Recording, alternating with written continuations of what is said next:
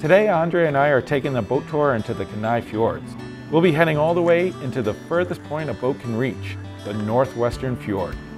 Along the way, we will hopefully see wildlife such as whales, puffins, and sea lions.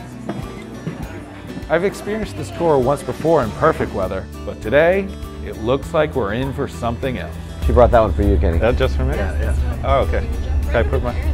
Oh, I'm going to demo? Oh, okay. There you go. Oh, there you go. My name is Chad. I'll be your captain today. I'm aboard for the Northwestern Fjord 9-hour tour. I did see a note over here off the right side, right along the shoreline over there against those big boulders. Definitely not going to stop here.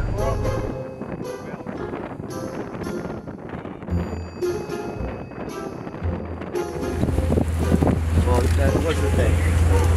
Bubbles. Bubbles? Bubbles. Tiny bubbles. When we're ready, I see where they were. Yeah, they're right there.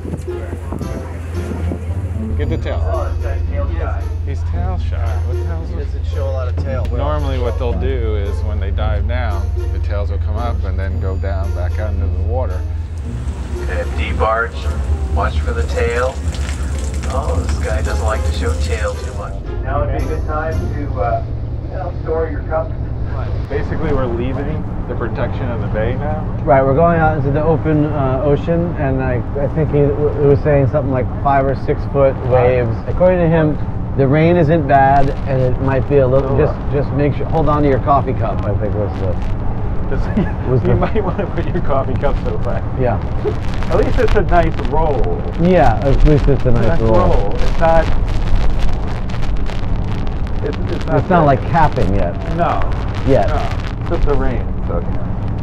Yeah. Well, this is the real deal, Ken. This is what it's like. This is Alaska. And this is how Alaska's you get the shot. big. Alaska's wild, and it's wet right now. It's big, wild, and wet. It's rainy, wet, and cold, and I'm on a moving boat. But the weather conditions are creating great, even light, with the layering to the mountains because of all this moisture that's in the air.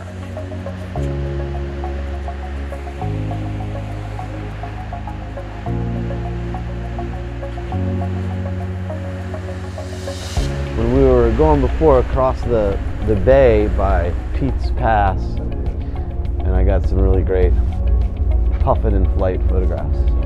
They look like I know what I'm doing.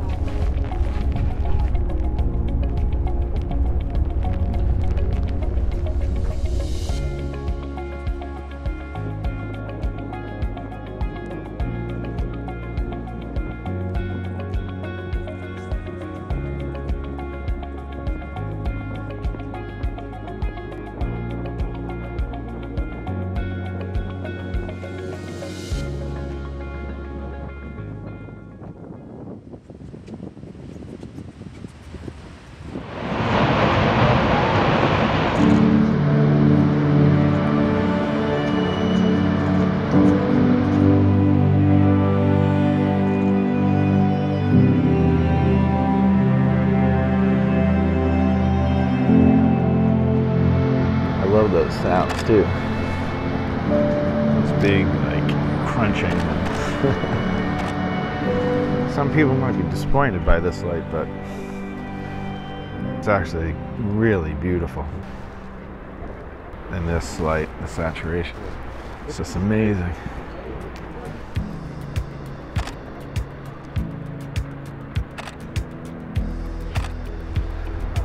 You just never know. Never know. Today, you know, Ken, you thought you were going to shoot mostly wildlife, and it turns out to be a mostly landscape day. Mostly landscape. Look at this. Look at this glacier. It's beautiful. Stunning. This glacier is so amazing. It's so grand. But sometimes the wide-angle lens isn't even wide enough to capture the entire scene. That's when using the panoramic stitching technique really comes in handy. I'll take the camera, put it in a vertical orientation, and I'll shoot multiple images. Then you overlap each by a third, and you can create a panoramic that you can stitch together later with software in the computer. So we came here to shoot whales, puffins, sea otters, but it ended up being a landscape day. Yeah, I think like glaciers and puffins. That's what it came down to. And Couple nice I didn't get a puffin. puffin. You got a I puffin. got a puffin with the 18 to 400 today. Everything 18 400. I was impressed to see that. One lens doing it all on this outsy wet and cold day. Good thing that is that it's weather sealed, because it's definitely seen a lot of weather today. I think actually the weather helped because you had the layering, right? The Right. effect of the precipitation and maybe some light fog. It's like Mother Nature takes away one opportunity, gives you another. Yeah. It's amazing. Mother Nature's fickle finger. Mother Nature's fickle finger. Is that what you're talking about? I was trying to say. All right, well, you said it then. I'm getting some reports from some of the other boats that are out there in the Chiswell Islands saying it's pretty uncomfortable out there, so we're going to bypass that, maybe head back up into Resurrection Bay, and then we'll go check out Cape Resurrection on the other side of Resurrection Bay.